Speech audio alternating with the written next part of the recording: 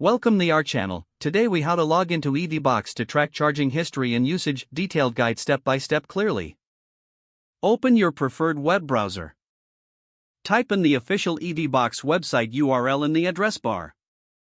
Press the enter key to navigate to the site.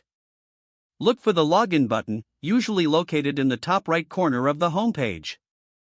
Click on the login button to proceed to the login page. You will see fields for your email address and password. Enter your registered email address in the first field. Next, input your password in the second field. Make sure to check for any typing errors in both fields. Once both fields are correctly filled, look for the login or sign in button.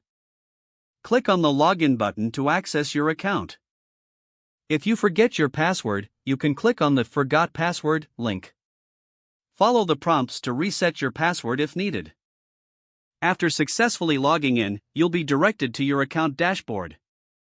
Look for the section labeled Charging History or Usage Data. Click on this section to view your charging history and usage statistics. Take your time to review the information displayed.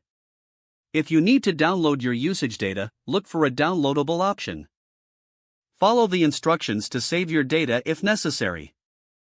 You can log out of your account once you finish by clicking on the profile icon. Select the logout option to securely end your session. If the page does not load, refresh the browser or try again in a private or incognito window. Make sure you are using the correct email address, then retype it carefully to avoid small typos.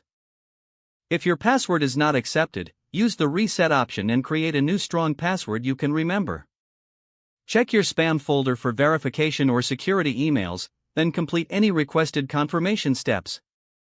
Enable two-factor authentication if available to improve account security and reduce unauthorized access risk. After signing in, review your profile details so your contact information and settings are accurate and current.